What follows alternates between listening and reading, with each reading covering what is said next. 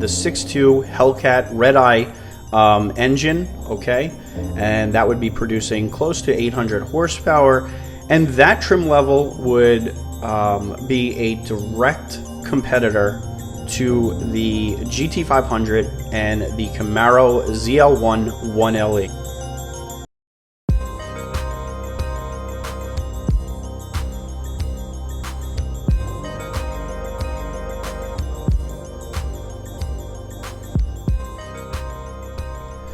What is going on, guys? I am back with the mini mic, and we are going to talk a little bit about the Cuda today.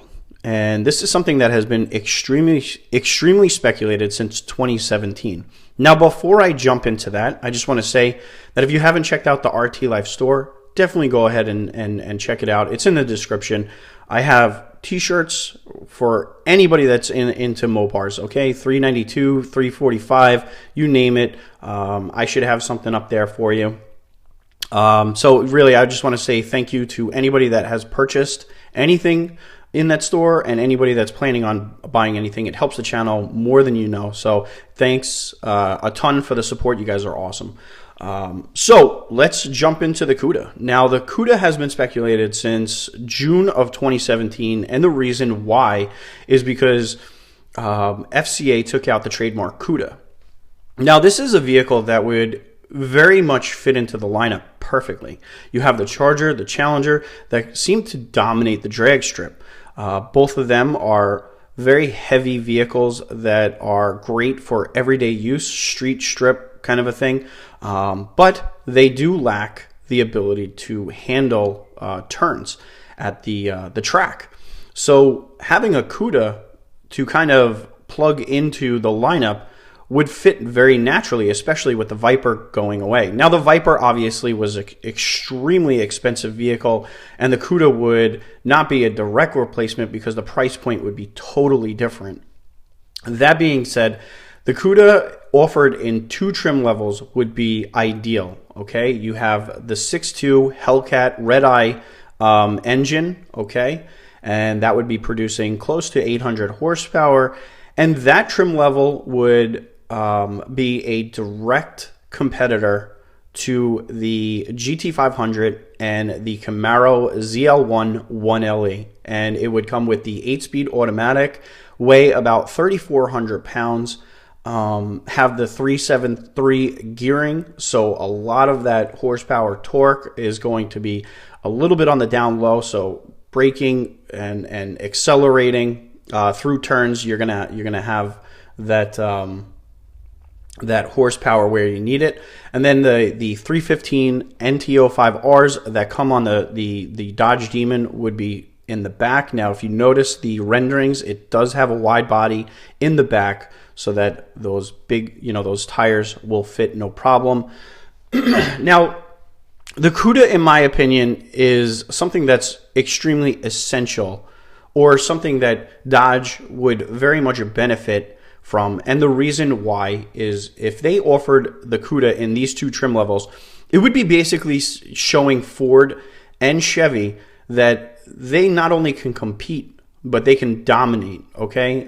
If you look at the Chargers and the Challengers, they're really not direct competitors at this point to the Chargers and the Challengers.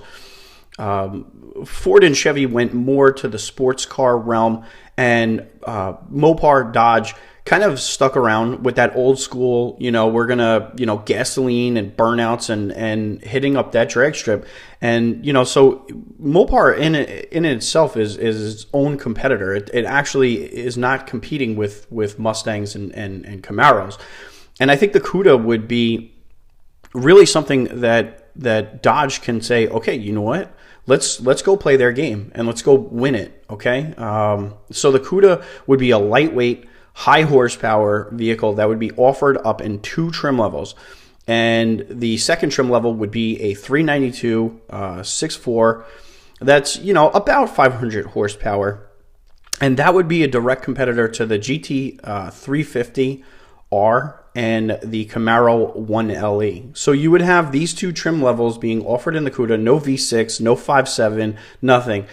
And the reason why it would only be offered in those two trims is to kind of make sure that it doesn't compete or kind of erode the Challenger sales. Okay, a lot of the success of Dodge is the Chargers and the Challenger sales.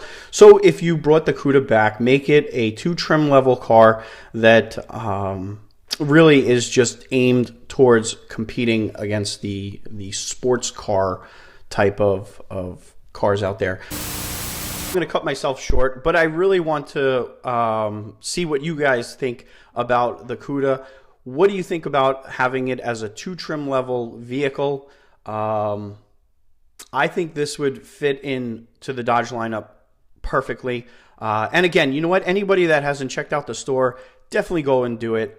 This channel is growing at a really fast pace. I love every minute of it. You guys are awesome. I really I'm very grateful that this channel continues growing at a pace that it does, and that it gets the support that it does. So yeah, you know what, guys? Have a wonderful weekend, and thank you for checking out the video.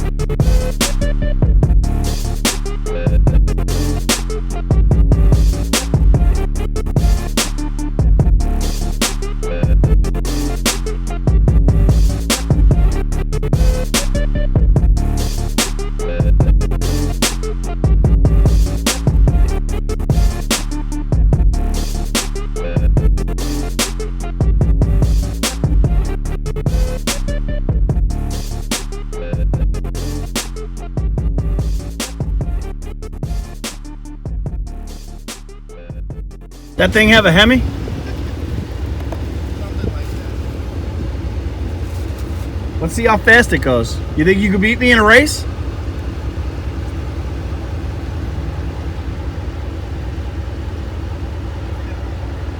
What?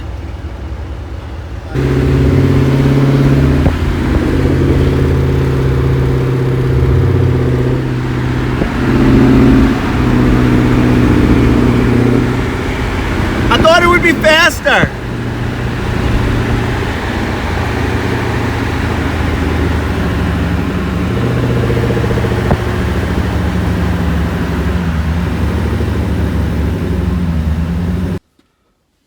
Nice sturdy door.